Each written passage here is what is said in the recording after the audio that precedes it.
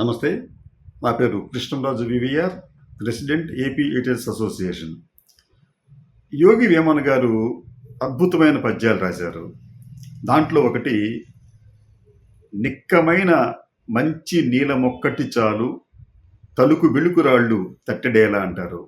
అంటే పనికిరాని రాళ్ళు ఎన్ని ఉన్నా ప్రయోజనం లేదు, కానీ ఒక మంచి మేలైన నీలం అంటే ఒక విలువైన రాయి ఒక్కటి చాలు అంటారు ఆయన. అలాగే ప్రస్తుత రాజకీయాల్లో అనేక రాజకీయ పార్టీలు, రాజకీయ నాయకులు ఎంతోమంది ఉన్నారు. అయితే వారెవరూ కూడా ఆంధ్రప్రదేశ్ ప్రజల ఆశలను నెరవేర్చలేకపోయారు. వారందరూ కూడా తమ స్వార్థ ప్రయోజనాల కోసం ఈ రాష్ట్రాన్ని ఫణంగా పెట్టే ప్రయత్నం చేశారు. అయితే జగన్మోహన్ రెడ్డి నిస్సందేహంగా ఆంధ్రప్రదేశ్ ప్రజల బాగోగుల కోసం ప్రయత్నిస్తున్నారు. ఆయన హయాంలో ఆంధ్రప్రదేశ్ సంక్షేమ అభివృద్ధి రంగాల్లో ఎంతో ముందుంది. ఇది చాలామంది నమ్మటం లేదు. విచిత్రం ఏంటంటే, ఆంధ్రప్రదేశ్లో అభివృద్ధి లేదు, ఉద్యోగాలు లేవు అని చెప్పి అంటున్నారు. ఇవంతా కూడా తప్పుడు ప్రచారం జరిగింది విస్తారంగా. దానిని ప్రజలు కొంతమేర నమ్మారు. నిజానికి ఆంధ్రప్రదేశ్ ఈ రోజున అభివృద్ధి పదంలో పయనిస్తూ ఉంది. 2023-24 సంవత్సరంలో ఆంధ్రప్రదేశ్ స్థూల జాతీయోత్పత్తి వృద్ధి రేటు 17% ఉంది. ఇది దేశంలో హైయెస్ట్ గ్రోత్ రేటుగా దీన్ని మనం భావించాలి. భారతదేశ వృద్ధి రేటు 7 to 8% మాత్రమే ఉంది. దాంతో పోలిస్తే ఏపీ వృద్ధి రేటు అనేక రెట్లు ఎక్కువగా ఉన్నప్పటికీ కూడా ఒక చెడు ప్రచారం చేసేశారు. ఆంధ్రప్రదేశ్లో అభివృద్ధి లేదు, పరిశ్రమలు లేవు. అయితే తాజాగా కేంద్ర కార్మిక శాఖ ఇచ్చిన నివేదిక ప్రకారం ఆంధ్రప్రదేశ్లో నిరుద్యోగ శాతం కేవలం 4.5%.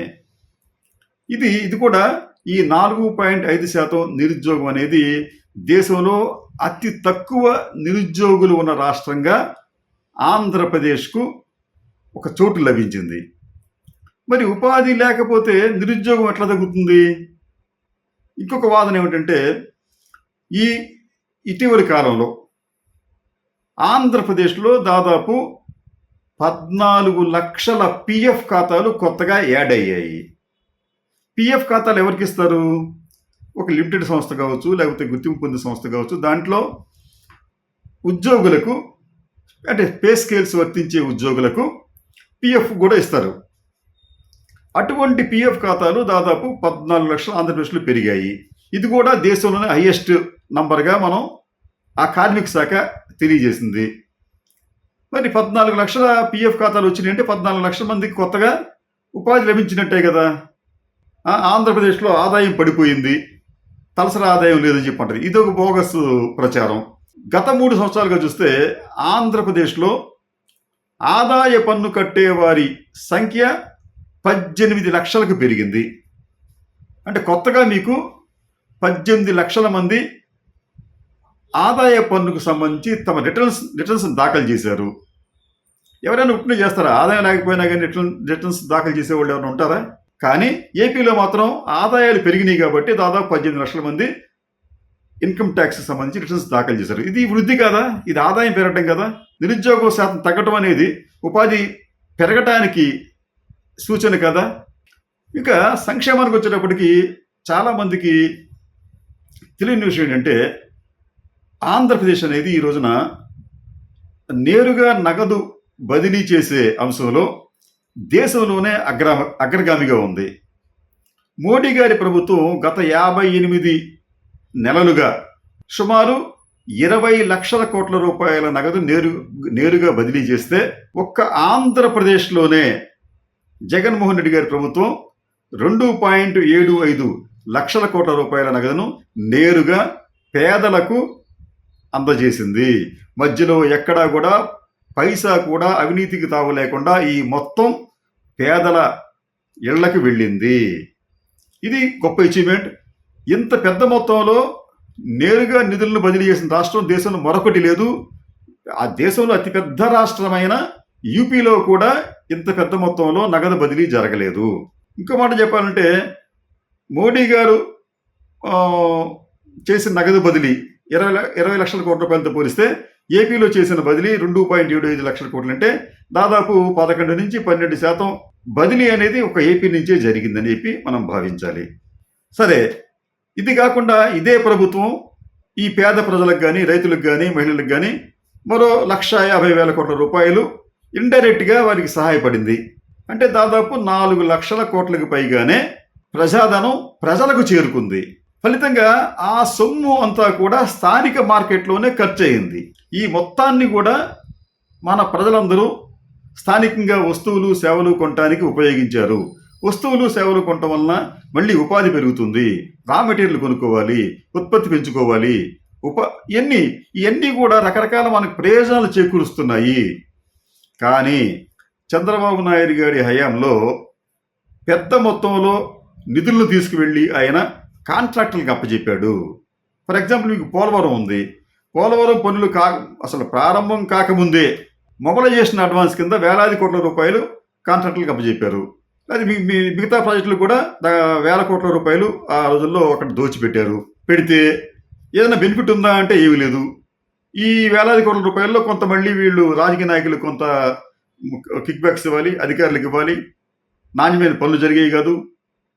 ఫలితంగా ఆంధ్ర ప్రజలు అపారంగా నష్టపోయారు. కానీ దానికి భిన్నమైన వాతావరణం ఈ రోజున ఏపీలో నెలకొని ఉంది. సరే, అభివృద్ధి సంక్షేమం అలా ఉంటే పౌర సేవలు, ఏ దేశానికైనా కానీ ఆ దేశం అందించే పౌర సేవలను ఒక ప్రామాణికంగా భావిస్తూ ఉంటారు. అంటే ఆ సేవలు సత్వరంగా అందుతున్నాయా, నాణ్యంగా అందుతున్నాయా అని చూస్తే ఖచ్చితంగా ఆంధ్రప్రదేశ్కి వచ్చేటప్పటికి ఈ పౌర సేవల విషయంలో ఒక విప్లవమే సంభవించింది. ఎందుకంటే దాదాపు 750 రకాల పౌర సేవలు ఆంధ్రప్రదేశ్లోని ప్రజలకి ఈ రోజున అందుబాటులో ఉన్నాయి. ఆంధ్రప్రదేశ్లోని ప్రజలు గ్రామ సచివాలయాలు, వార్డు సచివాలయాలు, వాలంటీర్ల ద్వారా దాదాపు 12 కోట్ల పౌర సేవలను తమ ఇంటి వద్దనే పొందగలిగారు. ఇది ఒక ప్రపంచ రికార్డుగా మనం భావించాలి. ఇదే విషయాన్ని ఈ వరల్డ్ సివిల్ సొసైటీకి సంబంధించిన ఒక వెబ్సైట్ ప్రముఖంగా ప్రస్తావించింది. మేము కొద్ది రోజుల క్రితం విశాఖపట్నంలో ఎన్ఆర్ఐస్తో ఒక సదస్సు నిర్వహించాం. ఆ సదస్సులో కూడా దాదాపు 15 దేశాలకు సంబంధించిన ఎన్ఆర్ఐస్ అక్కడికి వచ్చారు. వారు కూడా ఇక్కడి పౌర సేవల డెవలప్మెంట్ చూసి ఆశ్చర్యపోయారు. నిజంగా ఆశ్చర్యం కలిగింది వాళ్ళకి. ఎందుకంటే వాళ్ళు ఏమంటున్నారంటే, ఇన్ని రకాల పౌర సేవలు విస్తృతంగా ఇళ్ల దగ్గరికే రావటం అనేది తమ దేశాల్లో ఎక్కడా లేదు అని చెప్పి వాళ్ళు చెప్పారు. అది ఉచితంగా రావటం అనేది, చాలామంది ఉచితంగా వచ్చినాయి, లేదా కొంతమంది నామినల్గా కొంత ఫీజు కడితే ఇచ్చారు. అంటే అది రేషన్ కార్డు కావచ్చు, కుల ధృవీకరణ కావచ్చు, మరణం కావచ్చు, జనన సర్టిఫికేట్ కావచ్చు. ఇటువంటి సేవలు దాదాపు 750కి పైగా సేవలను ఆంధ్రప్రదేశ్ ప్రభుత్వం ఇస్తుంది. భారతదేశంలో మరే రాష్ట్రం కూడా ఇటువంటి సేవలను ఇంత విస్తారంగా అందజేయటం లేదు. మరి ఇది ఎంత గొప్ప అంశంగా మనం దీన్ని భావించాలి. అయితే ఇవన్నీ కూడా బూటకమే, వాస్తవం లేదని చెప్పు అంటూ ఈ రోజున కొన్ని రాజకీయ పార్టీలు ఒక కూటమిగా చేరి ప్రజలను పెడతో పట్టించే ప్రయత్నం చాలా ముమ్మరంగా చేస్తున్నాయి. అయితే జగన్మోహన్ రెడ్డి గారికి సంబంధించి ఆయన దగ్గర ఒక లక్షణం ఏంటంటే, ఎవరు ఏమి చేసినా, ఎన్ని కుట్రలు పన్నినా ఆయన మాత్రం ధైర్యంగా ముందుకు వెళుతూనే ఉన్నాడు. ఆయన వ్యక్తిత్వం ఎలాంటిదంటే, మీకు బైబిల్లో ఒక కథ ఉంది, డేవిడ్ అండ్ గొలాయత్. గొలాయత్ అనే అతను పాలస్తీనాకి సంబంధించిన వ్యక్తి, బాగా అత్యంత బలశాలి. ఆయన సైన్యం కూడా అపారంగా ఉంటుంది. అటువంటి వ్యక్తి పొరుగు దేశం మీద, చిన్న దేశం మీద దండెత్తితే డేవిడ్ అనే ఒక యువకుడు తన దగ్గరున్న బడిసెలతో, చిన్న రాయితో ఈ గొలాయతని కుప్ప కూలుస్తాడు. అలాగే జగన్మోహన్ రెడ్డి అనే ఈ డేవిడ్ కూడా 2019 ఎన్నికల్లో గొలాయత్ లాంటి జాతీయ స్థాయి నాయకుడు చంద్రబాబు నాయుడు గారిని ఒక దెబ్బతో కుప్ప కూల్చాడు. తెలుగుదేశం పార్టీ దారుణమైన పరాజయాన్ని పొందింది. అయితే బైబిల్ కథలో గొలాయత్ మళ్ళీ లెగవలేదు. కానీ ఆంధ్ర రాజకీయాల్లో చంద్రబాబు నాయుడు మళ్ళీ లేచి కొత్త ఎత్తులు పొత్తులతో జగన్మోహన్ రెడ్డి గారి మీద యుద్ధానికి సిద్ధమయ్యాడు. అయితే జగన్మోహన్ రెడ్డి గారి వైపు సంక్షేమ ఫలాలు, అభివృద్ధి ఫలాలు, నైతికత, మంచితనం ఇవన్నీ ఉండటం కారణంగా వచ్చే ఎన్నికల్లో కూడా ఈ డేవిడ్ లాంటి జగన్ మరోసారి ఈ ప్రత్యర్థి అనైతిక కూటమిని ఓడించడం బహుశా ఖాయంగానే కనిపిస్తోంది.